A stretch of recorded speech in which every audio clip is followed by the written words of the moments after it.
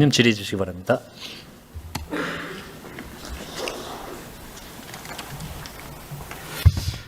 법사위에서는 항상 제 질의 시간 바로 전에 정회를 하기 때문에 오늘 또 제 앞에서 정회가 되는 게 아닌가 긴장하고 있었는데 저까지 기회를 주셔서 위원장님 감사드리겠습니다. 네.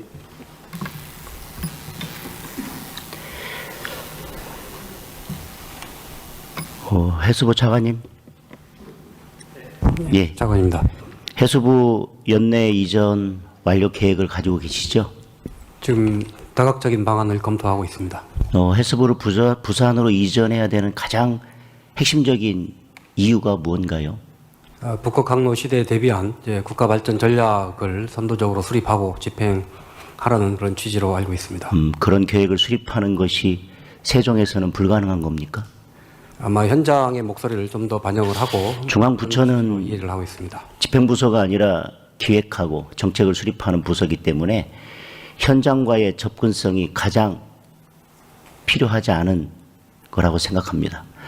저는 국가균형발전 차원에서 그리고 지금 부산에 활력을 불어넣어야 된다고 하는 점에 대해서는 전혀 반대하지 않습니다. 오히려 지금 말씀하신 글로벌 해양 허브 도시로 부산이 나아가기 위해서는 그동안 소극적이었던 산업은행 이전 그리고 조선 해상풍력 업무, 국제물류 업무 이런 것들에 대한 업무 조정이 필요할 거라고 생각합니다. 그리고 글로벌 허브 도시 특별법 제정도 속도를 내야 된다고 생각합니다. 부산의 활력을 불어넣기 위해서는 정책이 필요한 것이지 부처를 옮기는 것이 필요한 것이 아닙니다. 물론 부처를 옮기면 공무원들이 그쪽으로 옮겨가는 효과는 있을 것입니다. 물론 그에 따른 경제 유발 효과도 있을 것입니다. 그러나 정책을 수립하기 위해서 부처가 그 지역으로 가야 된다고 하는 것에 대해서는 동의하기 어렵습니다. 그리고 그런 부처 이전에는 그에 대한 대안이 마련돼야 될 것이고 그로 인해서 우리 충청인들은 매우 큰 허탈감에 빠질 것이고 그러면 그 대안을 마련해야 할 것입니다. 그리고 공공기관 이전이 계속 이루어지고 있는데 그런 공공기관과 중앙부처의 업무 협조를 위해서 부처가 이전해야 된다면 지금 세종에 있는 부처들은 전국으로 다 흩어져야 됩니다. 따라서 저는 필요에 따라서는 부처 이전이 필요할 수도 있습니다. 해수부 부산으로 가면 부산에 있는 해수부 공무원들은 그럼 대국회 업무는 어떻게 하지요? 그리고 다른 부처와 유기적인 업무 협조는 어떻게 하지요? 보나마나 장관은 서울과 부산 두 집 살림을 할 것입니다. 서울에 사무실을 두고 1년의 반 이상은 서울 사무실에서 근무하게 될 것입니다.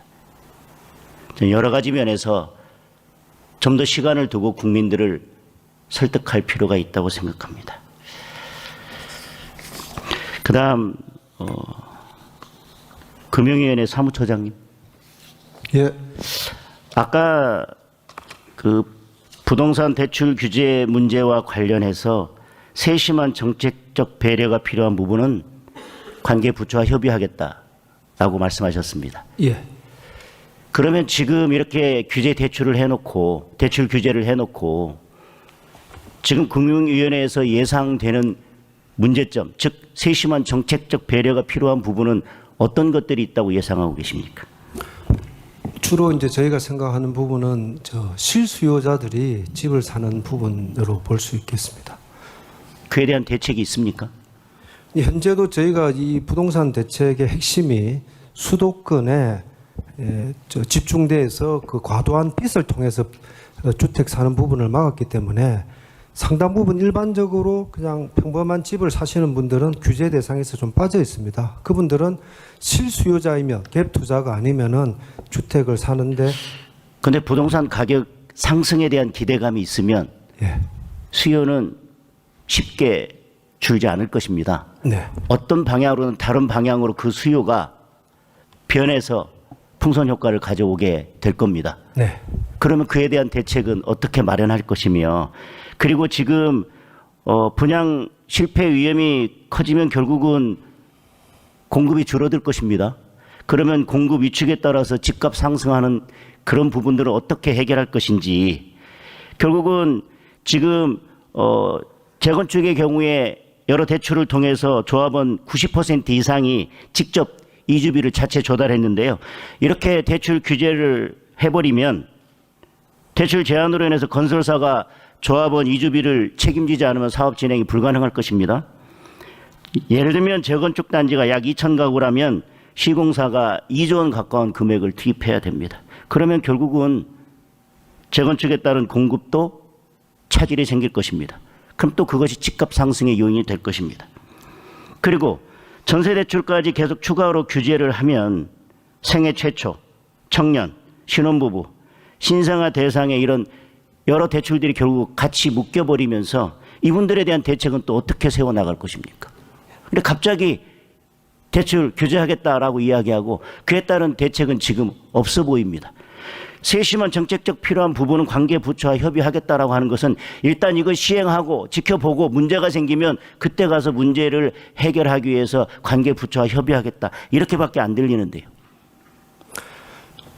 예, 정책을 만들 때 그런 배려가 필요한 부분에 대한 역량이 최소화되도록 저희가 정책을 일단 설계를 했고요. 추가적으로 그런 부분이 있으면은 저희가 즉시 보완을 하겠다는 말씀이고, 의원님 말씀대로 집값 상승 기대를 일단 꺾어야 되고요.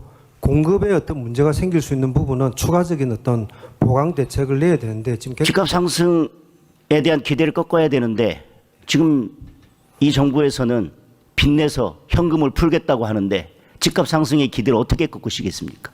대출은 규제하고 현금은 풀고 빚내서 풀고 그런데 집값 상승에 대한 기대를 어떻게 꺾으시겠다는 거예요? 예, 이번에 이제 이 예산은 이제 정말 어려운 사람들을 지원하는 거하고 성장 동력을 확충하는 데 돈을 썼지 그 투기적 요소로의 자금이 흘러가는 그런 부분은. 그런데 이런 금융위원회 보고에 대해서 대통령실에서는 대통령실의 정책이 아니다 이렇게 선을 긋는 걸 보면 이 정책이 그렇게 잘된 정책은 아닌 것 같고 국민들로부터 그렇게 호응을 받고 있는 것 같지도 않습니다. 물론 대통령실의 정책이 어디 있습니까? 다 부처의 정책이죠. 대통령실의 정책을 직접 내는 경우가 어디 있습니까? 그래놓고 대통령실의 정책이 아니다? 이것으로 지금 혼란에 빠진 국민들이 그 대변인의 답변을 들으면 도대체 이 정부에 대해서 뭐라고 생각하겠습니까? 지금 계속 시중에는 돈을 풀겠다고 하면서 집값 상승에 대한 기대는 꺾겠다. 저는 그 두 가지 모순된 것을 어떻게 해결해 나갈지 한번 지켜보겠습니다. 그 다음에 그 행안부에서 누가 나오셨나요? 네. 지금, 예. 우리가 추경의 요건을 보면 굳이 여기서 제가 다시 말씀드리겠습니다. 전쟁이나 대규모 재해가 발생한 경우, 경기 침체, 대량 실업, 남북관계 변화 등 대내 여건에 중대한 변화가 발생했거나 발생할 우려가 있는 경우, 법령에 따라 국가가 지급해야 하는 지출이 발생하거나 증가하는 경우입니다. 그런데 지출의 필요성이 있다고 해서 다 추경에 담을 수 있는 건 아니지 않겠습니까? 이 요건에 의하면? 그렇지 않습니까? 본래 올해 예산에 담겼어야 하거나 올해 예산에 담기지 못했다면 이렇게 추경 요건으로 불효불급한 것이 아니라면 다음 내년도 예산에 담는 것이 정상적일 것입니다. 그런데 이번에 민주화운동 기념사업회 지원 예산으로 6억을 증액하셨죠? 네. 이게 추경에 담을 내용입니까? 이번 추경에? 이것이 무엇과 관련이 있습니까? 경기 진작에 관련이 있습니까? 아니면 법적으로 반드시 이번에 추경을 해야 할 만큼 정부의 지출 의무가 생겼습니까? 저는 이런 지원 예산 필요하다고 생각합니다. 그래서 올해 예산에 담았지 않습니까? 부족한 것은 내년 예산에 담으면 됩니다. 그런데 그 내용이 뭐냐면 시민 참여 행사 기획 및 개최에 2억, 현장 탐방 1억, 중장기 전략 계획 수립 1억, 콘텐츠 개발 1억, 자료 수집, 사료 수집 1억. 이게 지금 이번 추경에 반드시 담았어야 될 그렇게 시급한 예산이었습니까?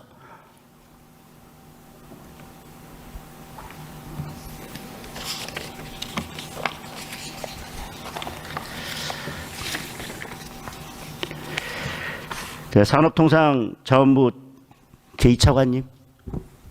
예. 네. 지금 추경의 신재생에너지 금융지원 생산 및 시설 자금 명목으로 1,000억을 추가로 편성했습니다. 네, 그렇습니다. 뭐 저는 에너지 정책은 정부마다 다룰 수 있다고 생각합니다. 그리고 그렇게 해왔습니다.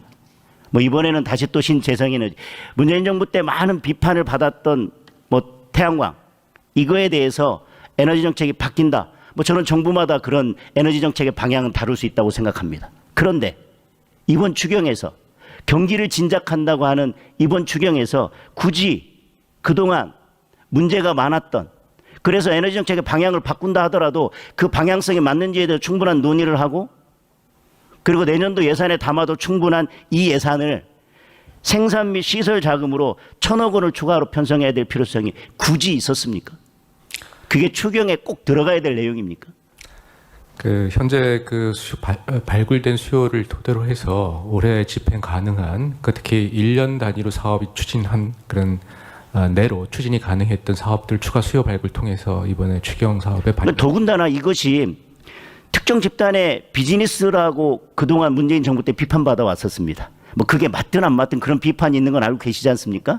그거와 반대. 그런데 경기 진작을 해야 된다라고 하는 이번 추경에서 좋습니다. 경기 진작을 위해서 현금을 풀겠다. 뭐 그것이 인플레를 가져오든, 아까도 말씀드렸지만 그것이 부동산 가격 상승에 대한 기대감 때문에 부동산 가격을 올리든, 지금 어려운 분들이 있으니까 현금이라도 풀어서 이번에 추경하자, 동의합니다. 어떻게든 이 어려운 상황을 타개해야 되고 어려운 국민들의 그 눈물을 닦아드려야 되기 때문에 그것까지도 동의합니다. 그런데 왜 지금 굳이 태양광 생산 및 시설 작업으로 1,000억을 이번 추경에 포함시켜서, 이게 경기 진작과 무슨 관련성이 있습니까? 좀 설명을 해 주십시오. 제가 이해할 수 있도록. 네, 태양광 보급 사업은 다른 그 설비 사업과 달리 그 추경에 편성이 되면, 그리고 태양광 시설과 설비가 국산 비율이 얼마나 됩니까?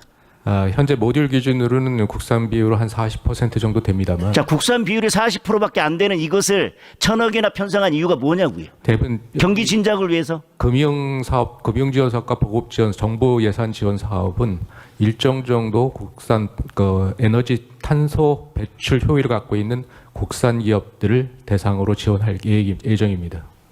더군다나요, 이 사업이 부처 집행액은 70% 집행했다고 보고하고 있는데요. 실제로 은행권에서 대출이 실행된 것은 실제 집행률이 5.7%에 불과합니다. 어쨌든 이거 어떻게 집행하는지 지켜보겠습니다. 네, 알겠습니다.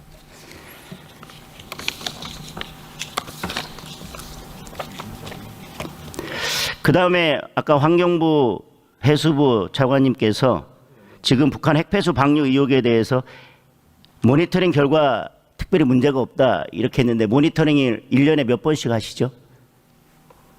환경부. 지금 정부가 업무 분장에 따라서 환경부는 그 내륙에 있는 하천하고 호소에 대한 모니터링을 하고 있기 때문에 1년에 몇 번씩 하십니까? 1년에 지금 반기 1회 하고 있습니다. 그러니까 1년에 2번 하죠? 네네. 거기에 지금 아직 특이사항 없다고 하셨는데요. 그 방사능 감시 항목 중에 무엇이 들어가 있습니까? 저희 내륙에 지금 모니터링한 항목은 세슘 2종하고 요오드 1종이 있습니다. 그럼 다른 건 들어가 있지 않네요. 네, 그렇습니다. 지금 이게 핵폐수다라고 해서 국민들이 가장 우려하는 항목은 포함되어 있지 않네요. 의원님, 이게 저 내륙에 모니터링하는 거하고 예. 해양에 모니터링하는 건 약간 차이가 있기 때문에 아마 예. 그 지금 문제 제기하고 계신 거는 해역 쪽에 방류되고 있는 거라 하면 네. 해양 모니터링하고는 항목이 좀 저희가 좀 차이가 있습니다. 지금 환경부에서 하는 것은 해양 모니터링과 차이가 있기 때문에 항목에 차이가 있다 말씀을 네. 하셨는데, 네. 이게 지금 해양에만 문제가 되는 것인지 일단 우려가 있고요. 지금 그 말씀하신 항목에 대해서는 해양 모니터링과 함께 제가 다시 한번 살펴보고 다시 보충 질의 때 질의를 하겠습니다. 네, 알겠습니다.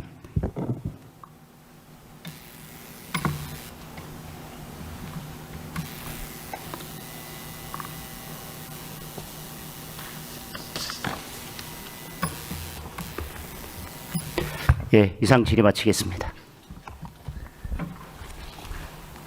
네, 수고하셨습니다. 그러면